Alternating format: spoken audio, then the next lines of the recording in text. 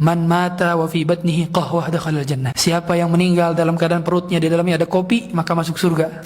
Orang yang berdusta atas nama Rasulullah SAW lebih bahaya daripada mulhid. Mulhid itu orang yang ateis. Karena orang ateis hanya menghancurkan Islam dari luar. Sedangkan orang yang berdusta atas Nabi menghancurkan dari dalam. Dan penghancuran Islam dari dalam lebih parah dibandingkan penghancuran dari luar. Sama kurang lebih seperti orang mengepung kita dari luar rumah kita. Sedangkan orang yang berdusta atas nama Nabi seperti orang yang membuka sengaja pintu rumahnya atau mengacak-ngacak isi rumahnya semuanya. Lebih mudah yang mana untuk menghancurkan rumah dari dalam atau dari luar? Dari dalam. Lebih mudah untuk menghancurkan rumah dari dalam. Seperti menyuntik racun ke dalam darah umat sehingga merusak umat. Dia sedang membunuh keaslian Islam. Islam yang sudah murni maka dirusaknya sehingga merasa bahwa Islam yang kita fahami dari para sahabat adalah Islam yang kurang, perlu ditambal, perlu dimodif, perlu dibuat inovasi baru, perlu di-upgrade dengan berbagai macam alasan. Untuk memperkuat hujah inovasi mereka, maka mereka berdusta atas nama Nabi dengan membuat hadis palsu. Di antara contoh hadis palsu, man mata wa fi batnihi qahwah dakhala jannah. Siapa yang meninggal dalam keadaan perutnya di dalamnya ada kopi, maka masuk surga. Ini Anda cari di kitab hadis manapun tidak akan dapat. Bahkan di hadis kumpulan hadis dhaif Ibnu Jauzi punya itu tidak akan ada dapat di hadis ini. Dan ciri khas ahlus sunnah. Kenapa dikatakan ahlus sunnah? Kenapa? Karena mereka adalah golongan yang paling mengagungkan sunnah. Sehingga kalau orang mengaku sebagai ahlus sunnah, maka dia harus punya perhatian lebih terhadap validitas dari sebuah hadis. Sehingga kalau ada orang mengaku sebagai ahlus sunnah tapi terbiasa berbicara dan berdalilkan dengan hadis-hadis dhaif apalagi palsu, diragukan ahlus sunnahnya. Karena banyak di antara kita yang mengaku sebagai ahlus sunnah tapi dengan mudahnya dia berkata Rasulullah SAW padahal tidak ada landasannya. Itulah mengapa kajian ahlus sunnah wal jamaah selalu ilmiah, dan bila ada tersampaikan hadis yang tidak sahih pun harus disampaikan. Hadis ini dhaif, disampaikan. Tidak asal menyampaikan saja hadisnya.